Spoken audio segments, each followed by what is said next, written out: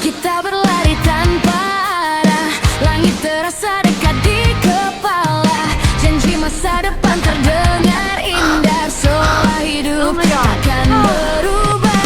Kita bilang nanti akan bahagia saat mimpi jadi nyata. Tapi waktu berjalan terlalu cepat dan semuanya terasa berat. Dan kini aku berdiri di antara mimpi dan realita, tak seperti yang dulu kita kira. Kita tumbuh tapi kehilangan arah, mimpi yang dulu perlahan nyerah. Semua terasa berbeda saat dunia tak lagi ramah. Kita dewasa tanpa persiapan, terjebak dalam kenyataan bahwa hidup tak selalu seperti yang kita bayangkan. Dan mungkin suatu hari nanti aku akan mengerti kenapa mimpi dan Hello lagi cuy, ketemu lagi kita. BTW, udah pada col. Masa itu lagi openingnya? Ntar dikira kurang kreatif dong miminnya. Well, oke, langsung cus ke cerita aja ya. Let's go. Siang itu Dino berjalan dengan gontai namun pasti. Seolah semua masalah yang kemarin terjadi hilang musnah dalam sekejap. Bu Danila ternyata orangnya malu-malu kucing cuy. Kalau nggak ada orang, langsung main nyosor aja. But wait, kok kayak ada yang salah nih? Cewek-cewek pada cuek lagi. Perasaan tadi mereka pada tergila-gila ke gua. Terjadi lagi, batinnya. Dino benar-benar dibuat gila dengan semua ini. Otaknya berpikir keras berusaha menganalisa apa yang sebenarnya terjadi padanya. Tapi, zong, otaknya sudah nggak bisa lagi diajak bekerja sama. Energi gua udah habis buat ngeladenin kehyperan Bu Danila di gudang kosong tadi cuy. Pulang aja, molor, batin Dino.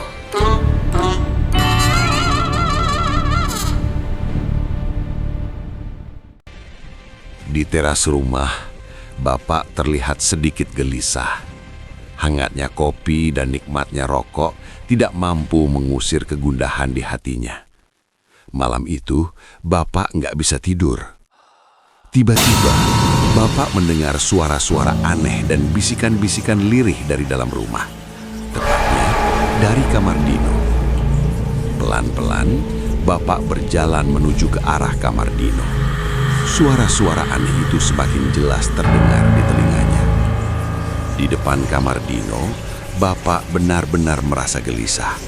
Wajahnya mulai memucat, tubuhnya bergetar. Dino, maafkan Bapak ya nak. Perlahan, Bapak menunduk dan mengintip dari lubang kunci, memastikan apa yang sebenarnya terjadi.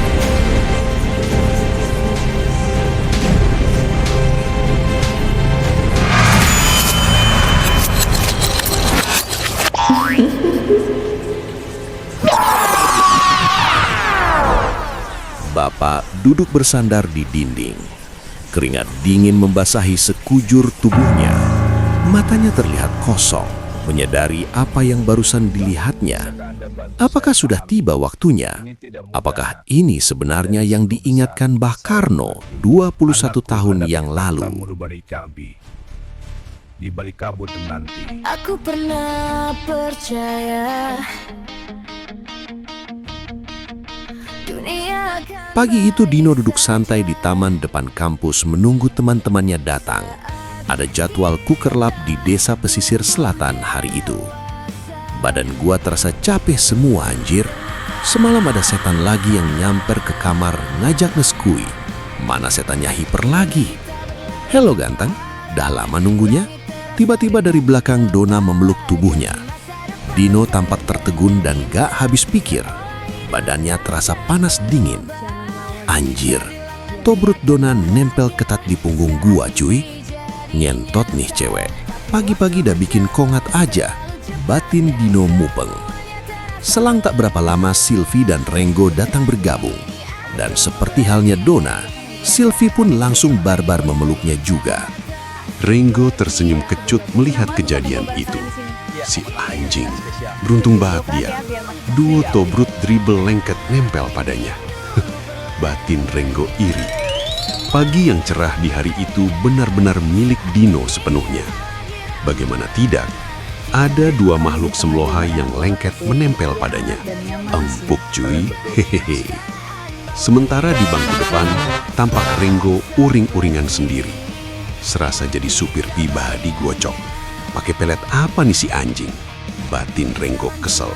Mulai menjauh, waktu menghapus cerita dulu, tawa yang pernah kita. Sesampainya di desa pesisir selatan, mereka disambut ramah oleh Bulurah. Sejenak ekspresi wajah Bulurah terlihat waspada. Energi ini seperti tidak asing. Batin Bulurah. Mereka ngobrol dengan akrab di ruang tamu kantor kelurahan, membicarakan visi dan misi tujuan Dino CS datang berkunjung ke desa. Dino memperhatikan Bulurah berbicara dengan mata tak berkedip. Anjir, wanita matang ini selain cerdas dan cantik, clonable juga cuy. Anjir, jadi inget Buddha Nuro, batin Dino. Mereka berkeliling di desa ditemani Bulurah. Suasana desa yang asri dan keramahan masyarakat desa membuat waktu berlalu cepat. Namun ada keanehan yang membuat Bulurah sedikit merinding. Gak tua gak muda, para wanita di desanya begitu memuja Dino, padahal mereka baru pertama kali itu bertemu Dino. Ketika mereka berjalan kembali ke kantor kelurahan, mereka melewati rumah tua peninggalan Belanda yang sudah lama tidak berpenghuni di tepi desa. Kembali, Bulurah merasa ada yang tidak beres sedang terjadi. Aroma daun pandan menyengat seolah memenuhi udara di rumah itu. Bulurah melihat ada sosok perempuan bergaun era kolonial berdiri sambil tersenyum. Matanya tajam mengawasi mereka. Nyai Pandan? Ya Tuhan, apa yang sebenarnya sedang terjadi? Kenapa dia muncul lagi setelah hampir 11 tahun menghilang? Batin Bulurah khawatir. Sosok perempuan itu perlahan menghilang dan secara tiba-tiba sudah berada di samping Dino. Gestur tubuhnya terlihat sangat aneh. Bulurah merapal mantra. Keringat dingin membasahi sekujur tubuhnya. Dulu Nyai Pandan adalah entitas yang lembut, tapi kenapa sekarang jadi seagresif ini? Batin Bulurah. Sosok perempuan itu perlahan menoleh ke arah Bulurah. Terlihat dia merasa terganggu dengan mantra yang dirapalkan Bulurah.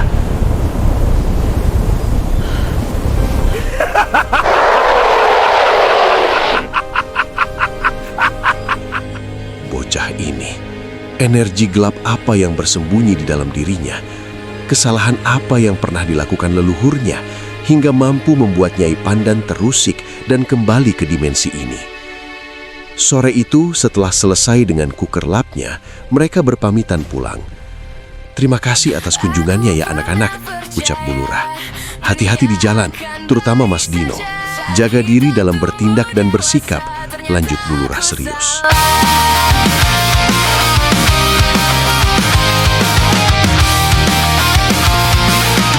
Si anjing. Dulu kita berlari tanpa arah, langit terasa dekat di kepala, janji masa depan terdengar indah, seolah hidup takkan berakhir.